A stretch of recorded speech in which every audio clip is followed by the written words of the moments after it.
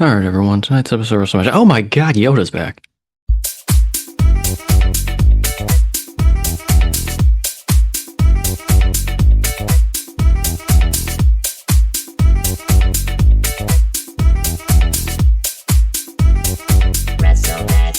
Wrestle Magic Pod, official sponsors of British Empire Wrestling. All right, everyone. So tonight's episode of Wrestle Magic, we're changing things up a bit. Tonight, we're having our very first manager on the show, and to me, that is really special because this person, not only have they helped us out, but he is a prominent figure in wrestling history. Some of you guys may not realize how big he actually is and some of the things that he has done.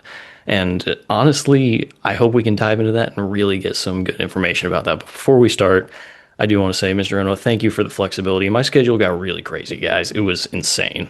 And he was still flexible enough to make this happen, so I really appreciate it. So thank you so much, Mr. Onoo. Oh, my pleasure. I mean,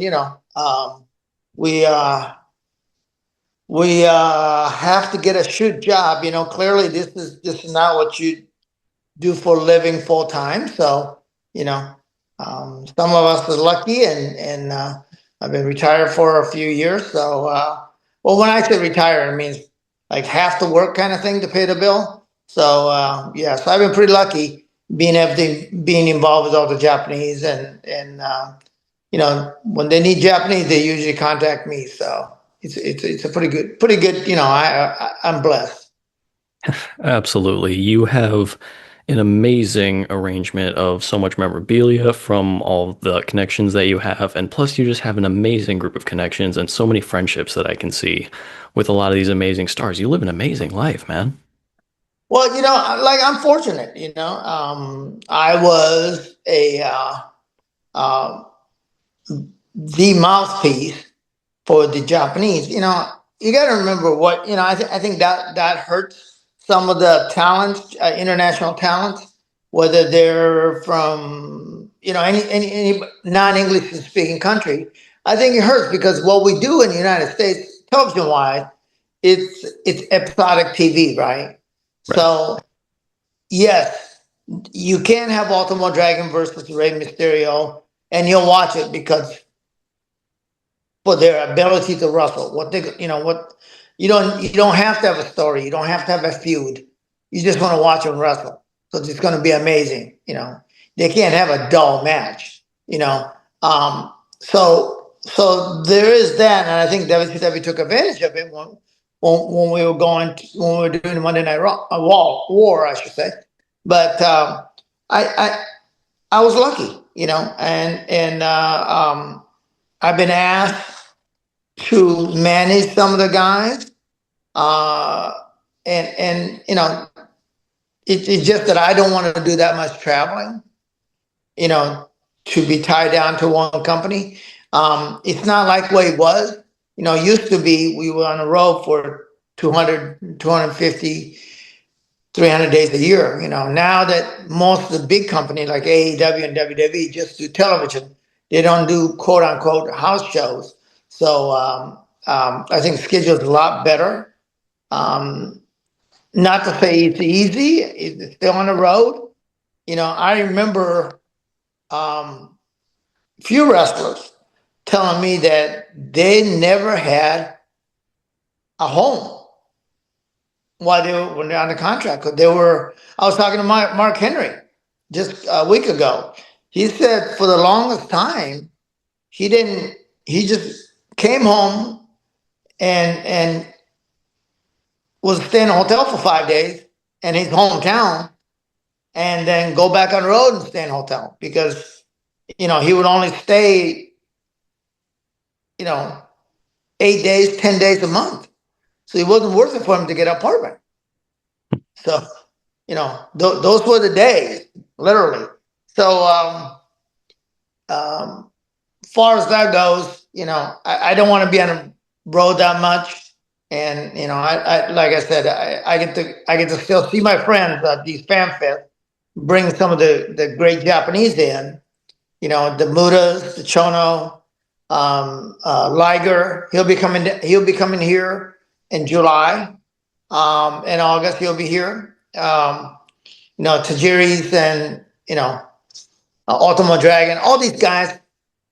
And what what works for me is that doing business in Japan, which we talked about it before on your podcast, is that doing business in Japan is all about relationships.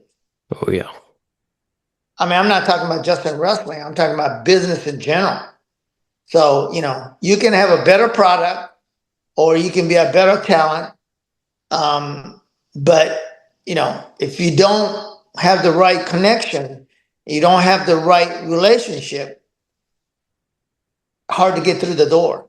Get your foot in the door for that matter.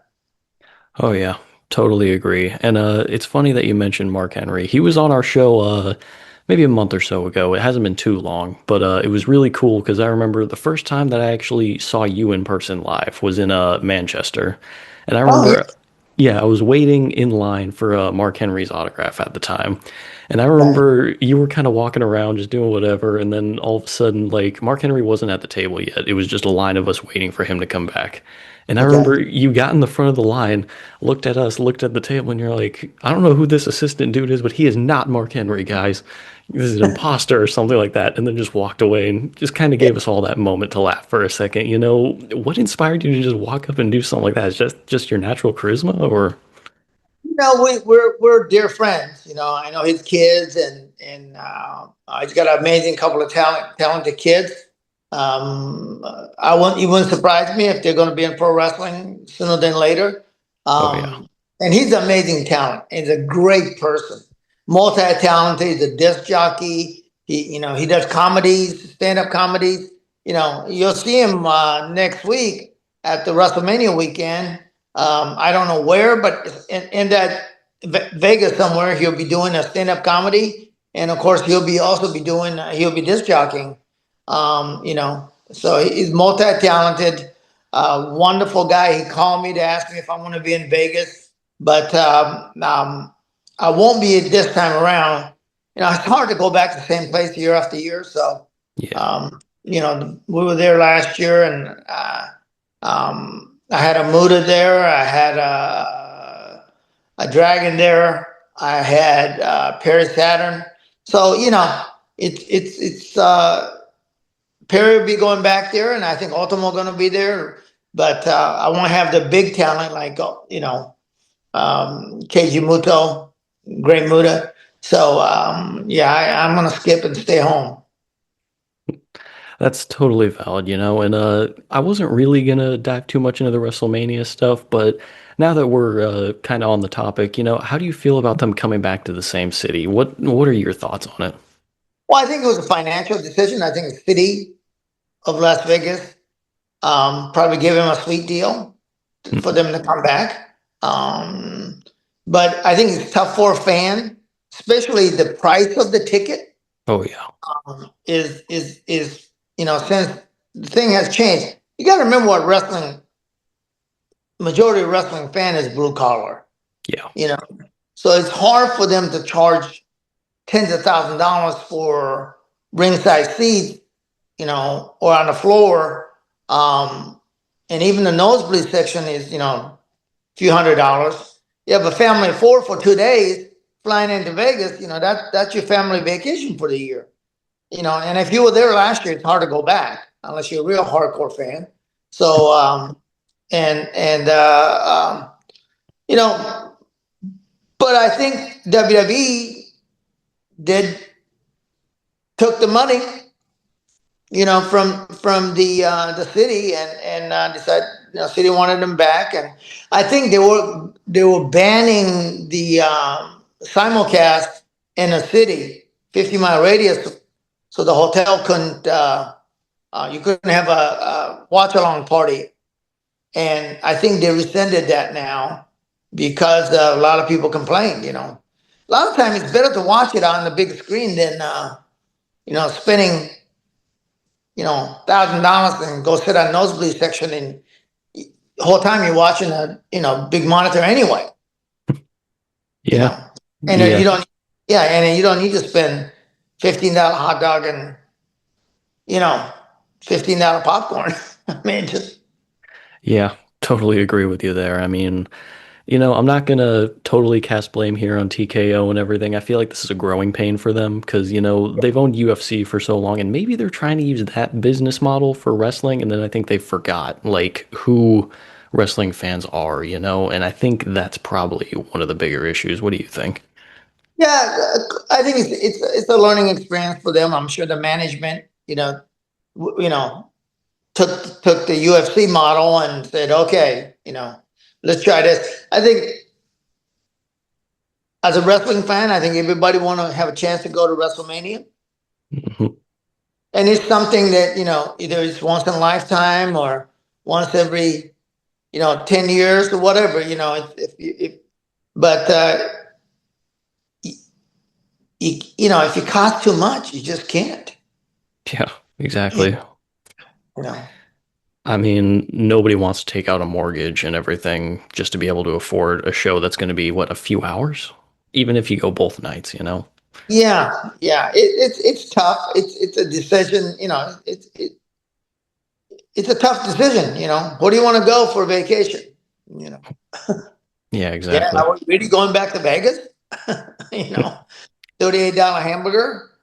No, Vegas is not what they used to be. When I was even when WCW was there, you know, um, 25, 30 years ago, we would go there and do a pay per view and at MGM Grand, and back then there was still Vegas was still welcoming people playing, grandma and grandpa spending nickel slots, 25-cent slots, you know, and you could go there and get a hotel room for $100, and um, you can get a brunch under $10 and all you can eat, and it was amazing brunch. If you can go to prime rib dinner for $20, all you can eat. Yeah. And those days are long gone. We last year when I went there and had a breakfast at our hotel, it was $65. You Jesus. know, kind of rough. Hamburger cut, literally not sit down hamburger joint, but it's right. It's kind of like a cafeteria situation. Yeah. A hamburger and fries and a soft drink, or maybe a bottle of beer, was $38. Oh my God. So it's tough, especially if you're trying to do a family vacation or bringing your date there.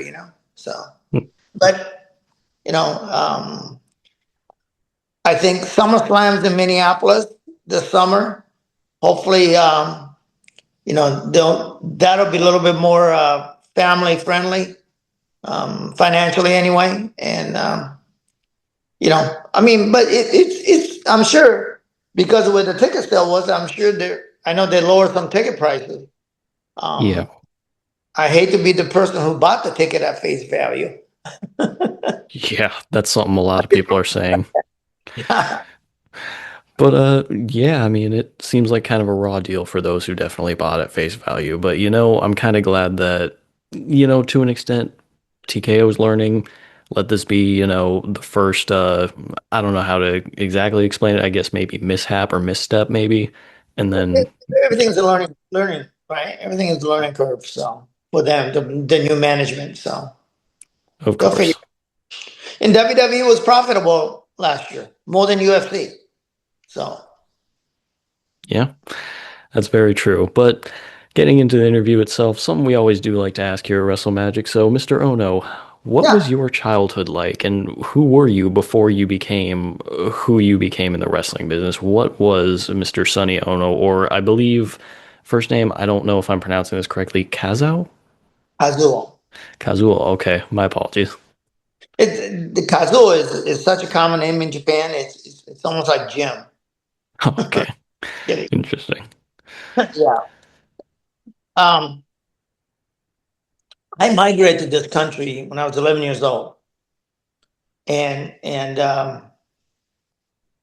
lucky for me, I think that there's a certain age apex where you retain a lot of your accent. You'll hear some accent when I have too many of these. Um, after about three of them, my Ls and R goes out the window. Um, but so I'm fortunate that I can speak English for like you to your audience. That they can hopefully they can understand my English. Um, you know, because English is such second language to me, so it's very difficult for me when people speak real bad, broken English. Mm. So if I speak to a telemarketer in India, I have real hard time understanding. You know, no disrespect to those telemarketers, they're doing best they can, but you know, uh, I have a real hard time. I usually have to grab my phone and give to my wife and have her literally translate it for me because their English is, you know, that I can't. I have a real hard time. Um, but I came here when I was 11, went to school here, um, decided to. I went through Hawaii and then I went to school up in Alaska. Oh, In wow. Fairbanks, Alaska, of all the places, frozen tundra, long way from Tokyo, because I was born in Tokyo, and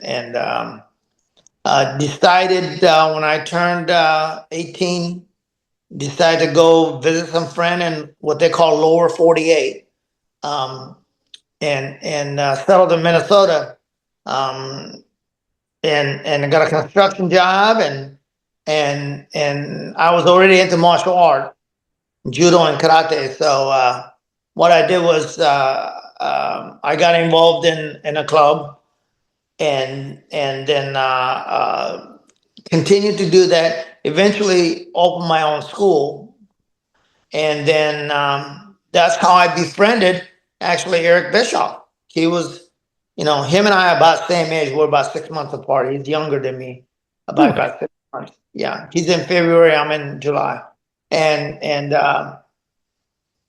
we were friends going to a karate tournament in our early 20s, you know, a couple of young guys traveling all over the United States going to a karate tournament, you know, meeting all the young ladies and competing. And, you know, I mean, if you think about it, it's pretty ideal because you could actually punch people, kick people, and not go to jail and meet a bunch of, you know, young ladies. So we're having fun for about 4 or 5 years. Eric Bischoff and I did that, and that's how we've been friends for so long.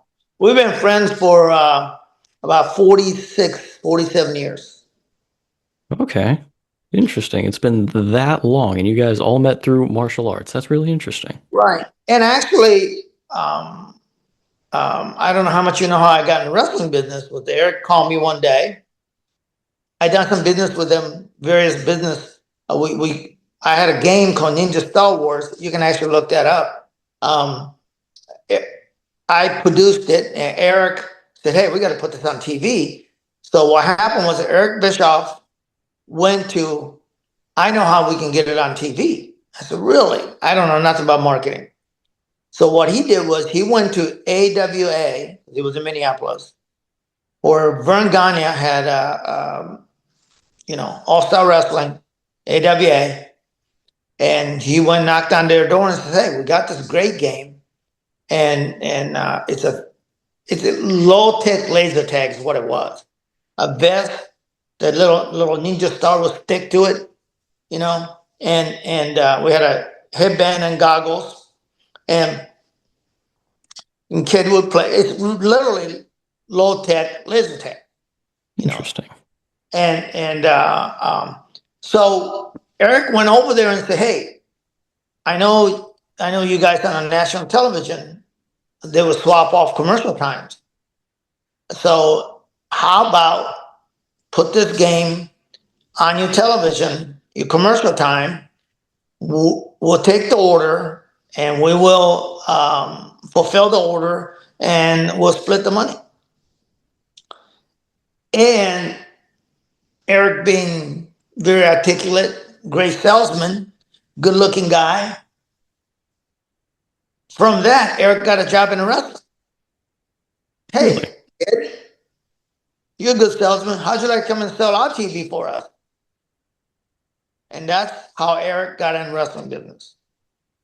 And Interesting. next thing you know, through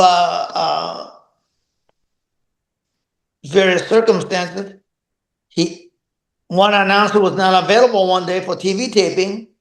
They looked at Eric and said, "Hey, do you have a jacket?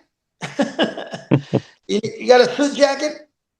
And put a microphone in his hand, and there he was, third string announcer. He did an interview on, was wrestler of,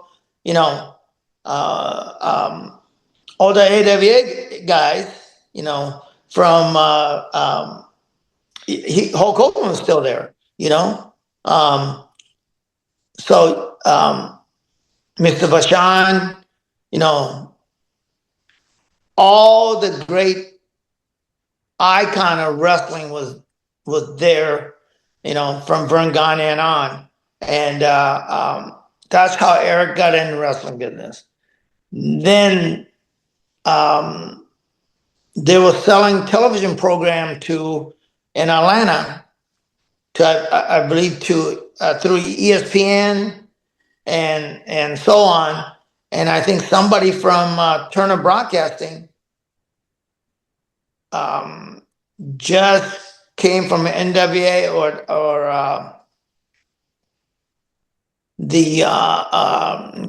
David Crockett, the Crockett television out of North Carolina, who was on TBS, who later, of course, that turned into World Championship Wrestling.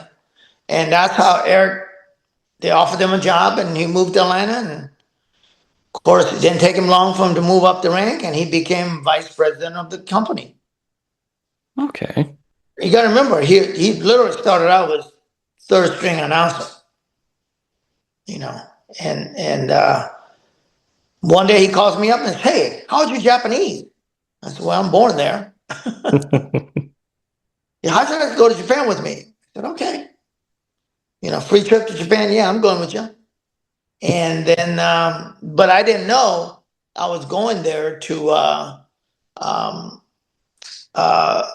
repair a friction between WCW and New Japan Pro Wrestling. Prior management, before Eric became in charge, there was prior management took payment for talent exchange program to send WCW talent to New Japan, and didn't happen. Oh, interesting. So, in front of me and Eric is to my left. I'm looking at this scary human being, Japanese human being of, what Masa Saito used to look like. Sakaguchi was heavyweight judo champion from Japan.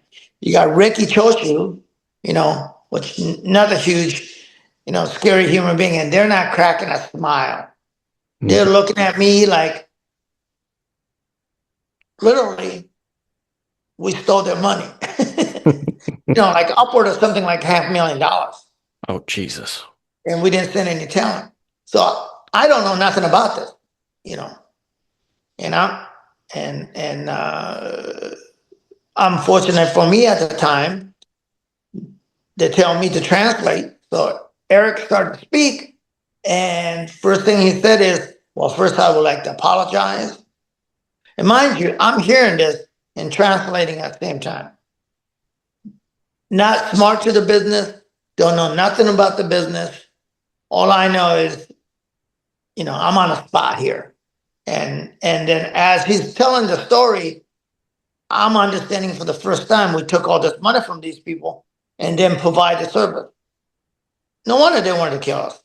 I thought for sure we were going to end up in the Sumida River and end up in Tokyo Bay, And to make the meeting short, finally, Masa Saito says, "Hey, the communication problem, we do tours here of 3 weeks.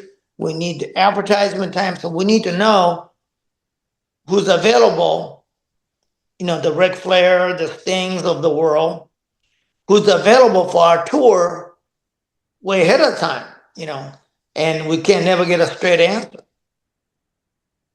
And Eric says, mind you, I'm translating. Eric says, "No, all you have to do is call Sonny. I will always take his call, and you'll have a response from me within 24 hours. Wow. So I'm looking at Eric like, wait a minute, I just came here for a free trip, you know. And after the meeting, Master says, okay, as long as I have your word, that's okay with us. And Eric says, hey, let us make up for what you paid last year. Give me a chance to make up for that this year. And, if you like what we do for you, and then we can continue to do business. And that's basically, and as we leave in the building, the meeting got adjourned. And as we're leaving, I look at Eric and I said, I don't work for you. And he goes, what do you do now? And that's how I got in the wrestling business. Interesting. So somehow Eric Bischoff goes from using his charisma to sell your product and then eventually moves his way up to being more in charge with WCW. And then he kind of used his charisma almost to pull you into the company just like that. Didn't ask anybody, it seemed like, or anything. Just, you're working with us now. No, it was without a doubt, it was off the cuff. I think when Master Saito has a communication problem, clearly you got to speak the lingo. And I was there translating, and he's not. He's my buddy. I always take his call, and that was a big thing. He says, I always take Sonny's call. So you're not gonna get run around and says, hey, I can't get all of Eric. Eric can't give me an answer. And long as he give Master Saito in New Japan that assurance, they said, okay, we're gonna give you another shot. And that's how I got in the wrestling business. Amazing. And I thought, it was a pretty good gig, right? For me I didn't have to travel. All I have to do is answer the phone, sometime middle of the night, but answer the phone call, take their request, call Eric in the morning, say, hey, they got a wrestling carnival, they got a tour coming up. They would like to try to get, a couple of our top stars, and and through that, many things evolved. Because New Japan talent, their contract is a little bit different than ours in the United States. They give him like you take Scott Norton, who was a major American star in New Japan at the time, and they said, hey, Scott, we're going to give you X number of dollars per week for 15 weeks guaranteed. That was the kind of contract, and what evolved from, once the relationship was satisfactory, and of course, Eric was starting this thing called Monday Night Nitro to go head to head with WWF, WWF at the time, Monday Night Raw. So we need to be different. We needed more talent. So now, not New Japan needing our talent, American talent, but now we could use Japan talent to be different, So we started to use their talent, and I think we had one of the first pay-per-view we had was World War III, New Japan versus WCW, and once again, luck would have it that Hulk Hogan. And this is a story that was told to me by Jimmy Hart. Hulk Hogan, Jimmy Hart, and Eric Bischoff was on a boat in Clearwater. And Eric was telling that we're going to be doing more business in New Japan. We're going to be using their talent.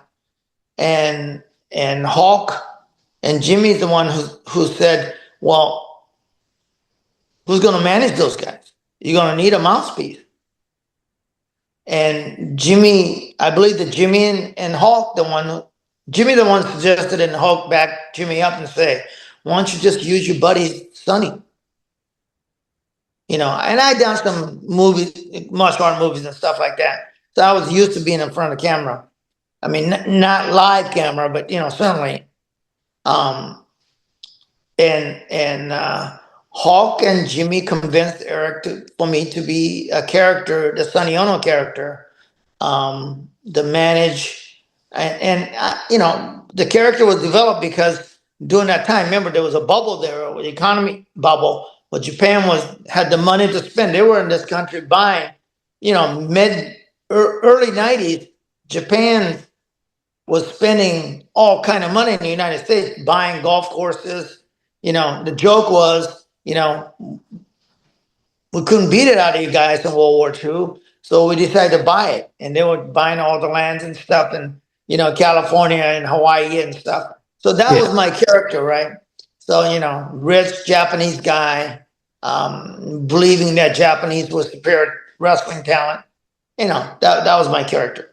So, and of course, stereotypical Japanese always had the camera. So, I had the camera and there was no photographer. So that's where the selfie thing started, was a little Fuji camera that I had. And that was before the cell phone camera. So, I was doing a selfie on national television, before anybody else was. That was another thing I did want to ask you about was it seems like you were kind of credited with the selfie becoming something that you were very comfortable with doing and just very prominent with. And it's funny because I was reading online, there's stories of fans talking about like, yeah, I remember I was taking pictures at a WCW show front row, and then here comes Sonny Onoo, comes over to my camera, grabs it, takes a picture, and then hands it back to me. And it's just funny stuff like that. That's like, he really did, I don't want to say modernize, but you kind of, I'm not sure exactly the word to use here. I call myself an innovator of self, because Yes. I was doing it before anybody else was. Look, first guy who invented the camera did the selfie. Yeah. You know what I mean? So I can't say I invented it, but I can say I'm an innovator because I did it on every entrance on weekly TV show on Monday night, Thursday night, and Saturday, all the Saturday TV shows, and we were during that period, and when I was on WCW, we were pretty much on all the shows. Right, right. Yeah, definitely. I mean, at the time, WCW was starting to really get hot because it was around that 95 era where WWF was not great. It was right before Attitude really kicked off. And Right. then finally, Nitro starts to show some competition. Vince starts to feel pressure. And then things start to escalate a little bit. Now, there's one event that I do want to ask you about, and I'm sure you've probably talked about it to death, but of course, we want to ask about the Collision in Korea event and how involved you were with everything. Because I've heard there's a lot that went on with that, and I do want to pick your brain about some stories that went on there. Yeah, he was pretty crazy. First of all, I was called by State Department not to go. United States State Department told me that they can't guarantee our safety and pretty much told me we were nuts going there. Wow. And to segue for a second, when I was in martial art team back in, remember the guy who did the Thai ball, the Billy Blank? Yeah. He was my roommate. He was our teammate and a roommate. We've Wow. been to South Africa doing apartheid. That was 1985. And, at that time, Japanese embassy called me and says, did I hear that you're going to South Africa? I said, yeah, they're gonna, because we were going to Shantytown, which is, where people literally live in a shed. And it's, we can't guarantee you safety, nor they can, so we recommend you don't go. And I said, well, we're being invited by martial artists from Shantytown, so, yeah, I mean, you can, there's a pretty dangerous place. And, when you were young, you just, you think you think you're invincible anyway. Yep. But I'm glad I went. Experience was amazing. And getting back to North Korea, I felt the same way. The Japanese embassy called and says, "Hey, we can't guarantee your safety. They put tire around you and set you on fire. Stuff like that, right?" And I said, "Nah, I don't think so. I think we're going there was Antonio Inoki and Muhammad Ali, and this is supposed to be a peace festival thing. It's kind of wrestling diplomacy, if you can say it, as it was." Remember the ping pong diplomacy? You probably don't, but there was a thing called ping pong diplomacy with China way back in Nixon days. I know a little bit about it. So it was that. It was a goodwill thing, and amazing experience. I don't think I'll go back. I mean, I was lucky enough that Antonio Inoki was the person who made this happen, along with hanging out with Muhammad Ali. I have a picture. I'll send it to you. We went to a monument of Kim Sung Il, and we're going, we presented the flowers, and we're walking back to our car, and I feel this somebody tapping me in the back of my head, and I'm going, "What the hell?" I turn around, there's Muhammad Ali jabbing me in the back of my head. So I turned off and squared off with him, and Eric Bischoff actually took a picture of me and him squaring off, and I said, "Champ," I said, I was a karate champ. I'm not, never was." Because that was a bantamweight, 125-pound class. I'm here talking shit to Muhammad Ali, but yeah, it was a cool moment, stuff like that, and yeah, amazing moment, amazing thing that Mike Chinoy from CNN told us in our hotel room that only people that we have ever been, we're the only American group of people that have been here that has either, before us, there was people that either been shot down, captured,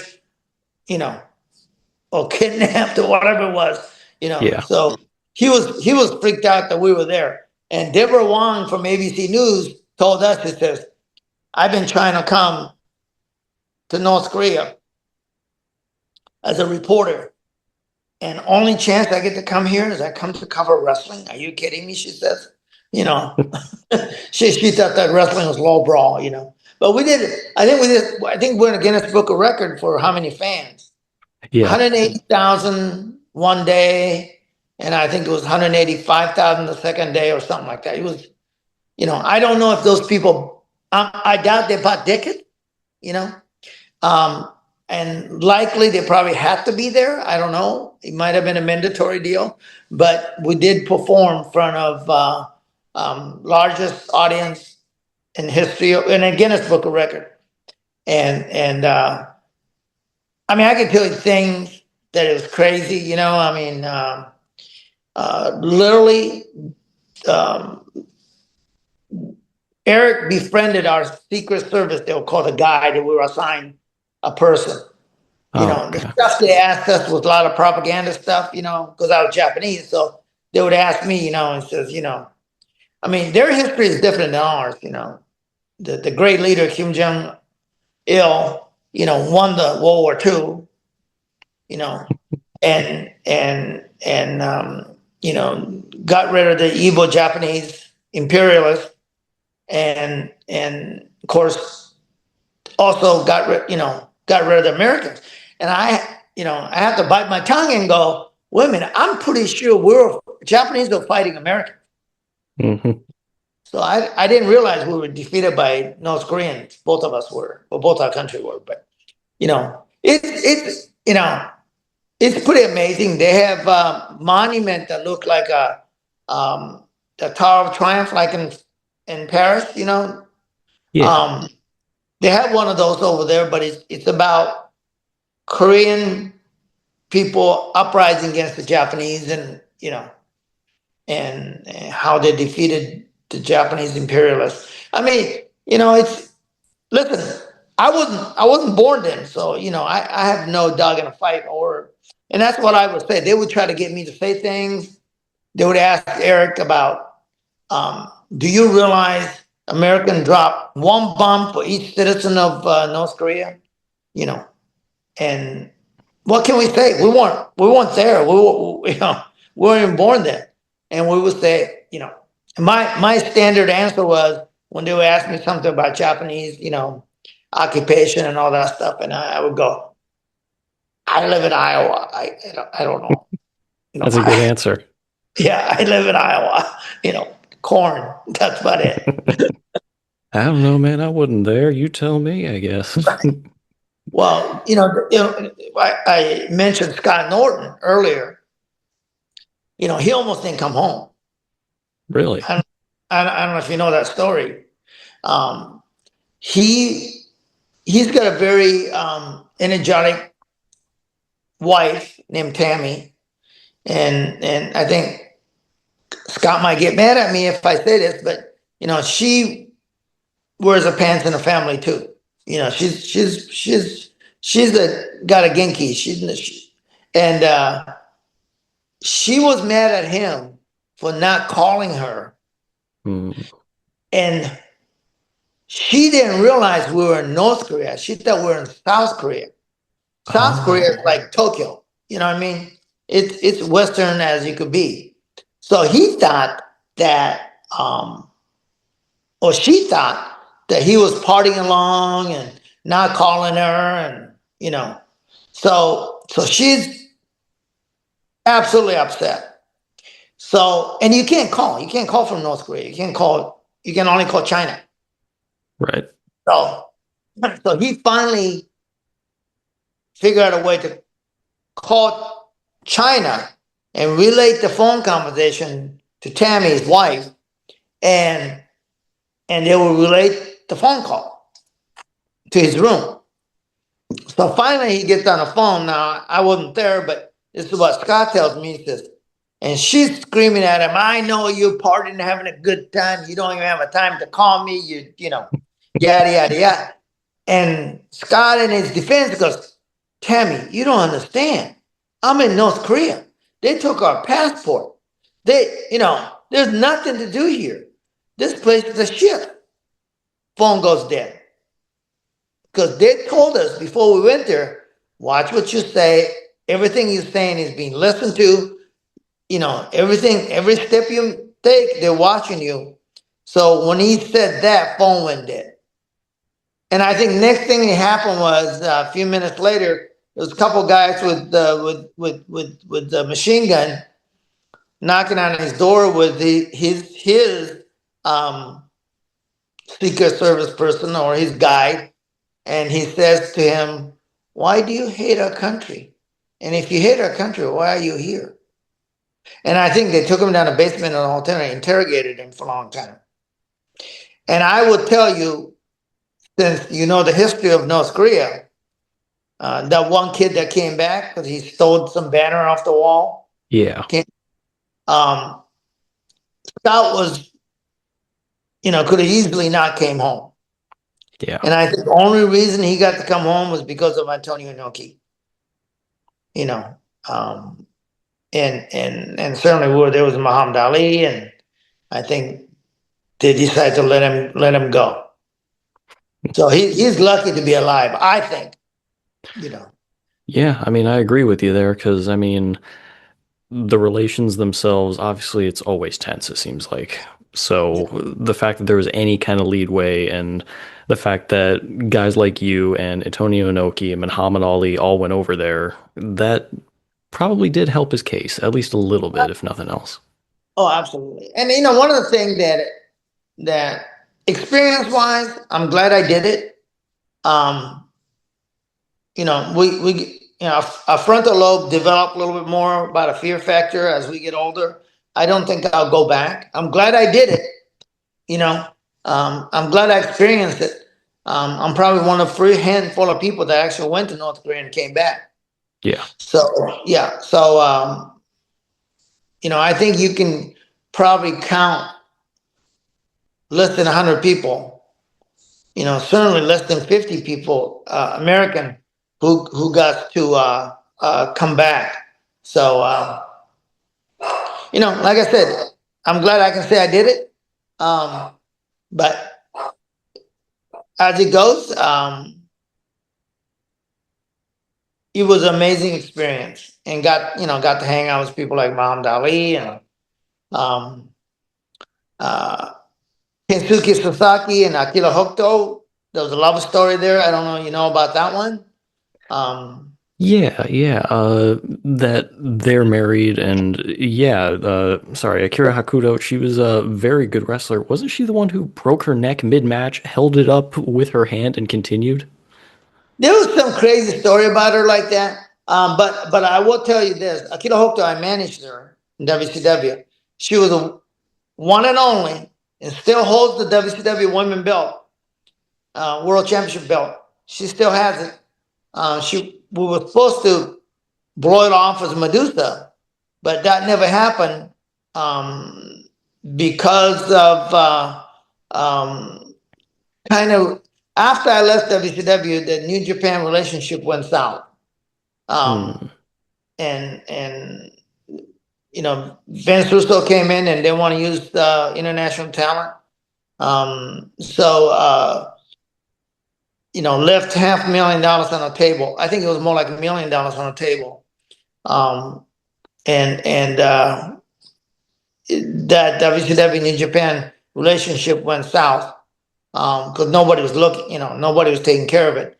And then so Medusa Hokuto rematch never happened. So to this day, Akira Hokuto is WCW Women's Champion, probably forever.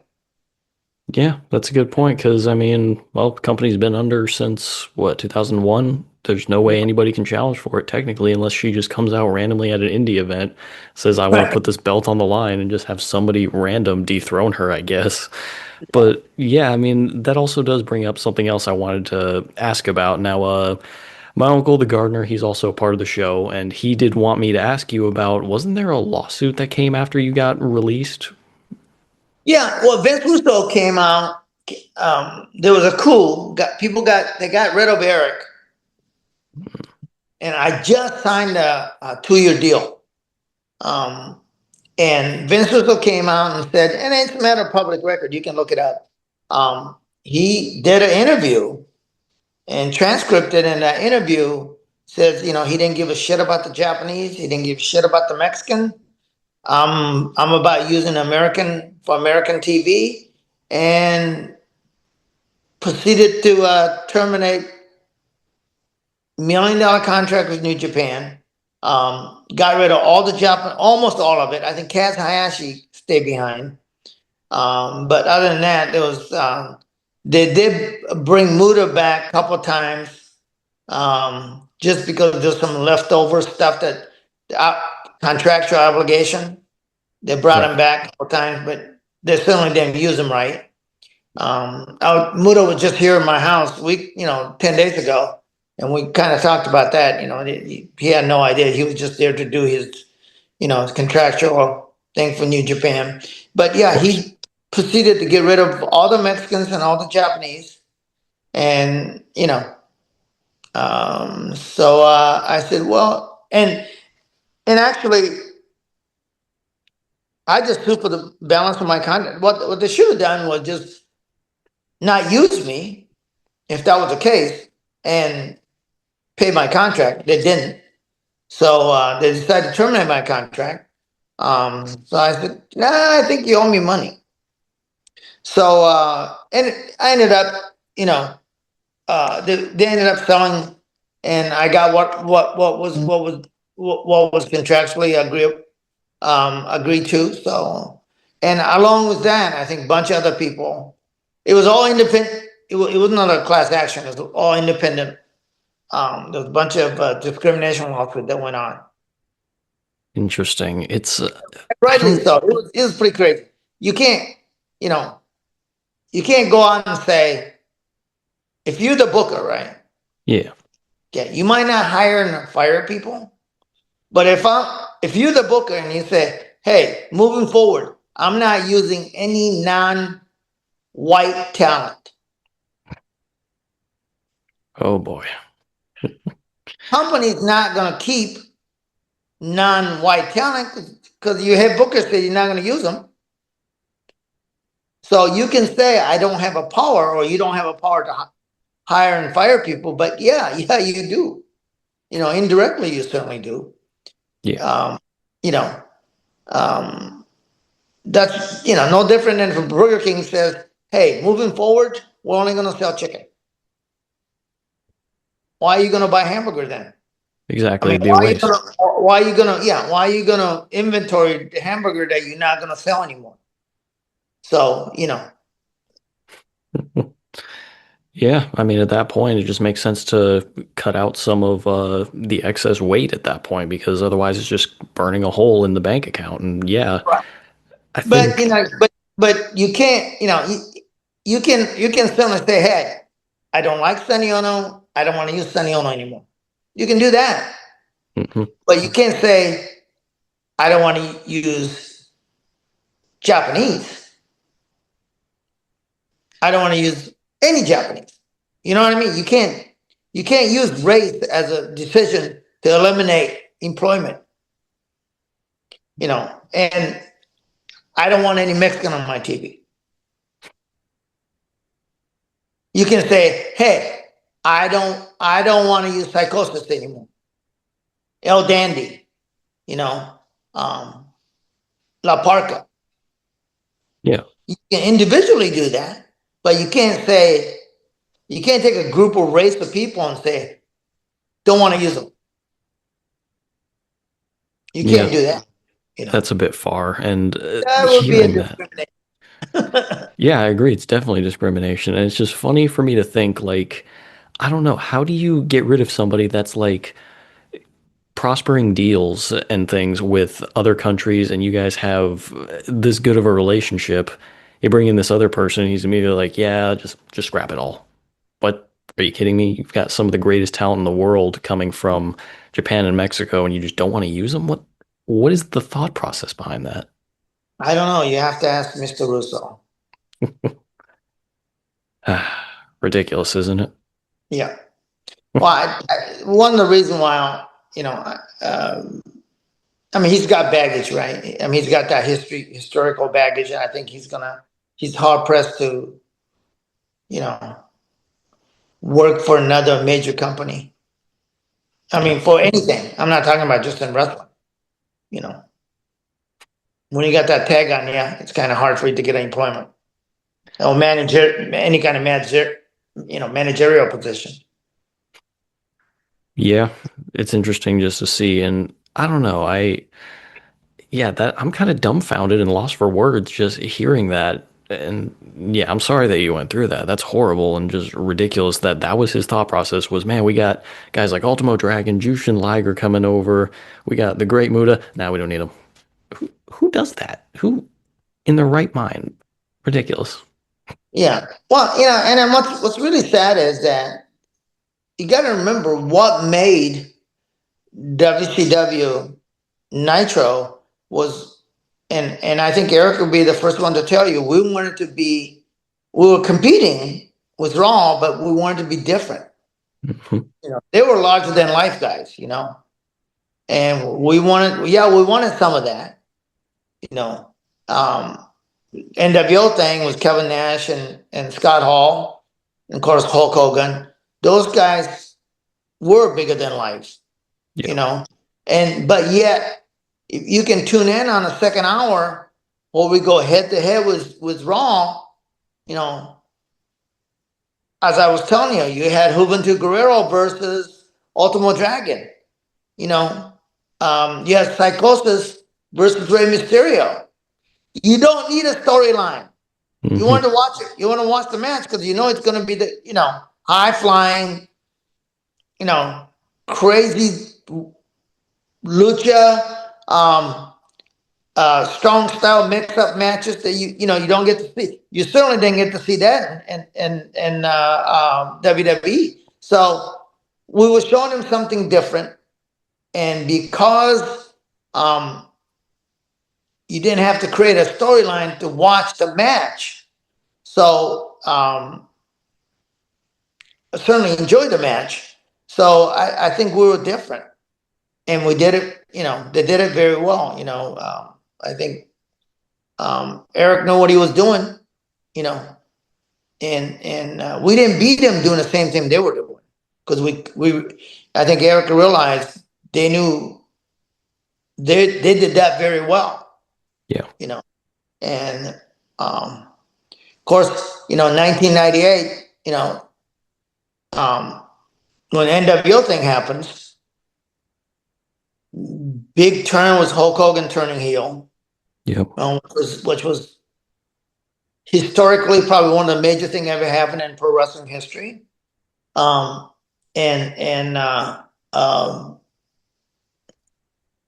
that NWO rub off, you can go on YouTube and how I'm involved in NWO Japan, birth of NWO Japan with Chono double crossing me. I bring Muda to avenge my honor next week, and he turns on me, and that's beginning of NWO Japan, which 2 weeks ago reunion we did in Indianapolis with those two guys, which was non-stop autograph signing from 11 o'clock till 5 o'clock. It was pretty amazing. First time in 28 years.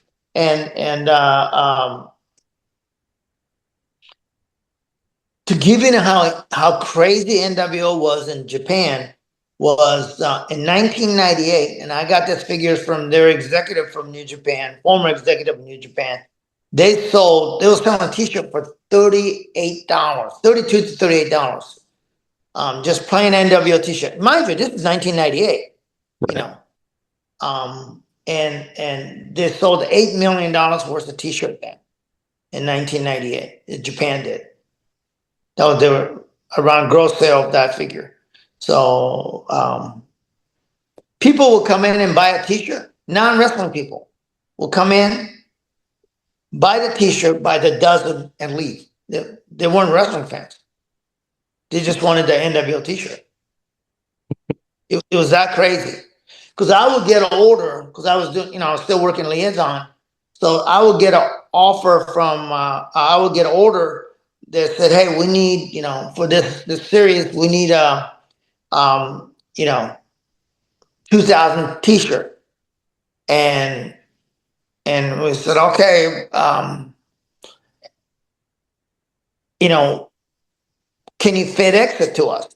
I said, FedEx all these t-shirts, it's going to cost, X number of dollars. And that's a lot more than what we're selling the t-shirt for. And they go, we don't care. Just send it to us. FedEx it, because we need it, in 2 days. I mean, it was that crazy. And they were willing to pay for it to have it on their shelves. It was crazy. It was absolutely crazy. Yeah, this was, I think I sent you this picture. Mr. Sakai, who's a very famous illustrator, does all the New Japan illustration of all their talents and stuff for their big event, Tokyo Dome shows. I think he's been doing it since 1980. He did this for me. I commissioned this for a reunion in Indianapolis, and you got Muda and Chono, and I got a few of those, but had them signed. And I'll show you one more thing. This is the Mr. Sakai, another one of his artwork. This is there we go. Muto's last event. Actually, Muto's last event, Keiji Muto, because he's a two character. Right. It was February 21st in Tokyo Dome. I think that's when he wrestled Nakamura from WWE. Okay, I see. And so are you selling all these on eBay as well? Because I've seen that you have a few postings on them. Yeah, or some people would generally contact me through Facebook Messenger and say, hey, do you have some of these? And I got limited amount of it. And I showed you what I got upstairs in my trophy room up there earlier. So, I was always Eric Bischoff doesn't keep anything. Really? He doesn't. No. So I had a guitar, NWO guitar from NWO pay-per-view in Cedar Rapids, one of the very first NWO pay-per-view in Cedar Rapids, Iowa. And I think Giant got hit over the head with this NWO guitar. And this guitar was a regular guitar. They sprayed it, painted it, put NWO stickers on it. And he was sitting by the trash can after the event. And I said, hey, are you guys going to throw that away? He goes, yeah. So I grabbed it. I had it for 20 some years. Some guy from Australia paid me, I think he paid me like $2-3 grand to put in his restaurant. Wow. Because my wife says to me, hey, that broken guitar, isn't that about time for you to throw that away? And I said, well, let me see if I can put it on eBay. Then the guy just called me and says, hey, I'll buy that for my restaurant. So yeah, man, one man's trash, right? Hey man, that's historic trash, if anything. Now, we are getting close to the end of our time here together for this interview. However, I have two questions left, if you don't mind. Absolutely. So, first one that I'm going to ask, so looking at your career overall as a whole, what do you think was your favorite part about all of it? Oh, I just told you the Muda spent a couple of days at my house. Him and his wife was here. It's the relationship, right? I mean, think about it. I don't normally do business with Muda. Only time I do business is I bring him over for signing and that kind of thing. And almost just on the Liger, we're on a cruise ship with the Jericho cruise ship a year ago. We're going to do that with Muda November. Um, so the perk I have because of my relationship, and I was just telling Muda and Chono on this past trip that they were here. One of the nicest thing I can take with me is my friendship, relationship that I have. And how cool is it? And I say this about autograph signing in general. I get to go see my friends that I used to work with. You got to remember, these guys were my family, right? When you're on the road, you with them, then your real family. Yeah. So they become your family. I just realized that Muda babysat um, uh, the two Samoans on WWE. Oh, the Usos. Yeah, Usos. Yeah, they were. Muda babysat him when he was here in the States. When they were a baby, he was a babysitter for them. And I was just told that story, but Rikishi just told us that. So we go, wow. So when I said family, yeah. So they become your family, and the relationship I get to keep because of I get to do business. You know, make it worth for them to come here, and get to spend time together. Um, that's the most joyful thing that I can take with. The relationship, that I have, and lucky for me, many of the top, the WrestleCon, the Michael from WrestleCon, Tommy from Big Event, Tracy Myers from WrestleCade. Those guys call me when they want a Japanese talent because they know, and Japanese like I exclusively do Muda. I exclusively do. Matter of fact, Liger told New Japan office that anything to do with international booking, I need to go through Sonny because they know that I'll take care of them. I'll pick them up at the airport. You know, if there's any issue, they can come to me, and I can certainly translate. And push come to shove, I can become a real ugly American real quick with my English. I can swear with the best of them. So that I can protect them in that front. Where Japanese, as in general, don't like confrontation. They would rather let somebody else do it. So I get to do that work. 90% of the time, it's smooth sailing. But sometimes you have a vendor that try to do more than what we promised to do. Try to sneak a couple things in. So I get to protect them and that sort. So they trust me to do all the right things. So, but to answer your question, relationship.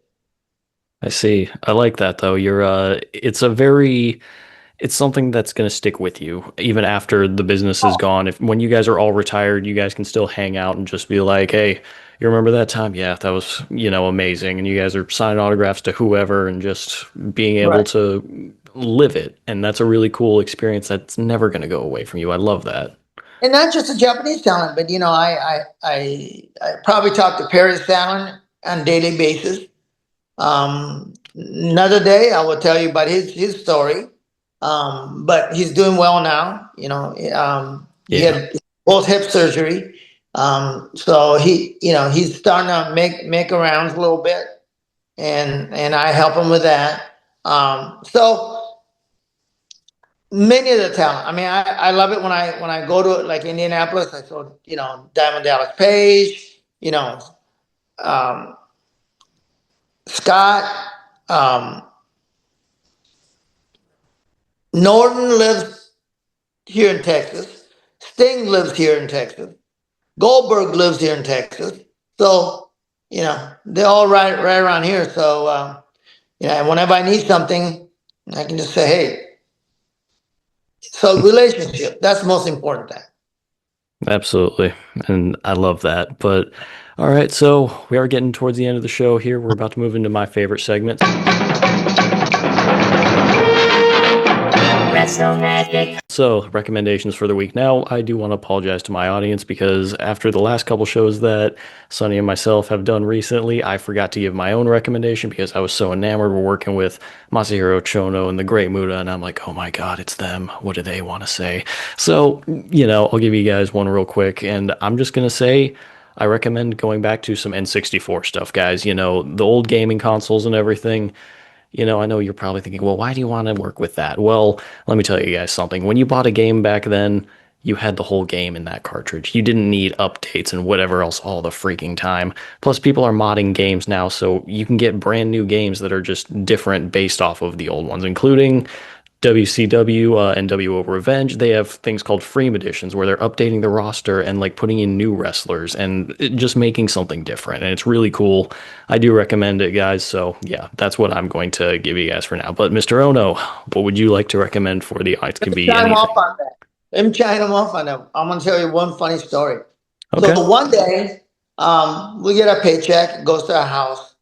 My wife says to me, goes, "Hey, your check is here." I said, "Well, can you go to the bank and just countersign it and just deposit it in our account? They're not gonna say nothing, loans, they know, small town, no problem." Right. So, I get a phone call from my wife. She says, "Hey, something is wrong with your check." And I said, "What's wrong with my check?" She says, "Well, it's like $54,000. $54,000 in 1998.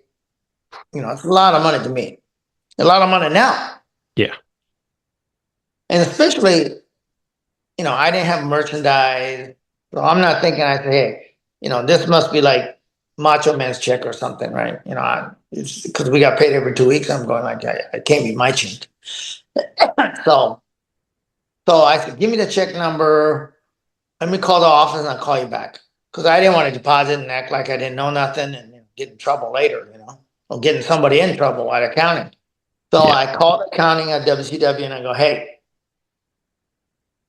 check number," gave it to them. And I said, "My name's on it, but I don't think this is my check.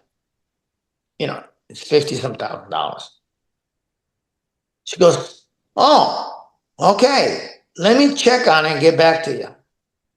So 45 minutes goes by, they call me back and I said, "Hey, that is your check." I go, "For what?" "Well, that's for your video game." Oh, okay.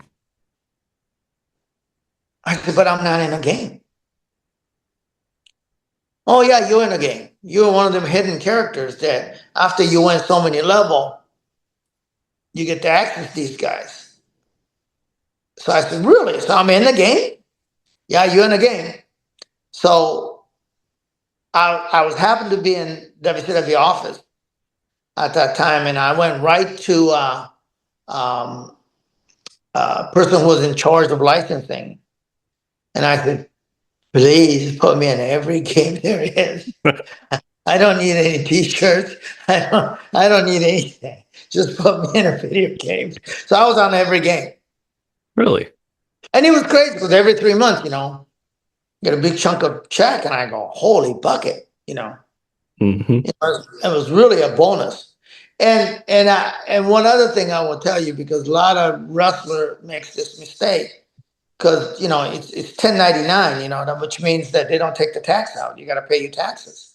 Right. So what a lot of wrestlers do is spend the money and not have taxes to pay at the end of the year. And I was old enough and smart enough.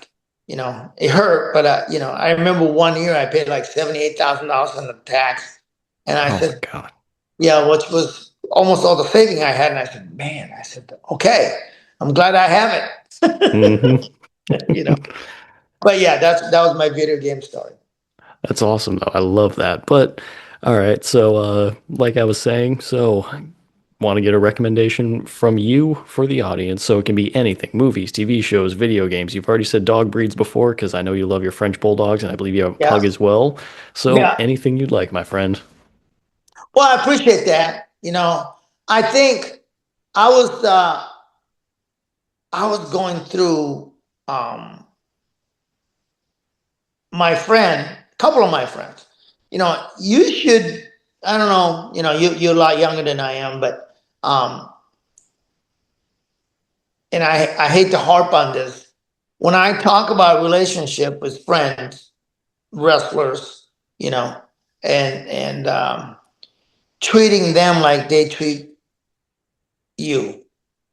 That's the mandate I got from Eric Bischoff when I started doing this New Japan WCW liaison work. And my mandate was one thing from him which was treat them like they treat us. And when we go there, they treat us like, you know, a king. Take us out. What do you need? You want to go to a spa today? It's they're very, very generous people. And where I'm going with this is it's also a relationship. I have a couple of my friends, 13 years together. Um, they were buying a house together. And all of a sudden, day before they're gonna, just a few days before they're gonna close on a house, she decided, you know what, this might not be a good idea. And came out of left field. She said, I don't think I need you in this house. So when I say relationship, I'm lucky. I'll be the first one to tell you, married for 46 years to a wonderful, very kind, nicest person I know. Not only is she beautiful on the outside, but she's absolutely gorgeous person on the inside. And we're such an odd couple because she's much taller than I am. She's almost 6 foot. My best day I'm 5'4". Should I put a heel on that woman? And my nose is right at her chest level, which is kind of good in many senses. But relationship, I think value your relationship, and I think that why I talked about my dogs, because they love you unconditionally, and it's much tougher with a human being. I mean, listen, anything can go south anytime, but having a great partnership, I don't know if you're married or not, but having that, and certainly before you commit to that, make sure you because it's a leap of faith, right? Yeah. It really is. And just because I hate to say this, but many of my friends, it's one time, two time, three time loser. I mean, meaning they've been divorced 3 times. Poor Ric Flair, I mean, he would be a multi-millionaire, but poor guys, keep falling in love and thinking America is a little different than other countries. They get half or more. So after you reduce to so many halves, you don't have too much left. So Yeah. value relationship. I like that. That is a really helpful piece of advice. And before we go, I'd just like to ask, are you comfortable sharing your social media handles and everything for people to be able to reach out to you? Yeah, you can find me at Sonny Onoo on Facebook. That's it. I mean, it's my Twitter or X and all that is connected. But best way to get a hold of me is just go to Facebook, find me. You'll see my logo. You'll see this guy, and just message me, and I'll message you back. And if you want some of the stuff that I have, some of my collection, let me know. I'd be glad to share them with you. Okay, perfect. Well, with that, guys, that's coming to the end of the show. So, you guys know how I like to end things here. So, do something nice for somebody. You don't know who needs it out there. Everybody's going through something at some point, and it can be as easy as just asking a buddy, hey, man, are you doing okay? And just sit and listen to them for a minute, because you don't know what somebody's going through. And then with that, just how I like to end every show, in the words of my old buddy, Memphis Mark, we're out.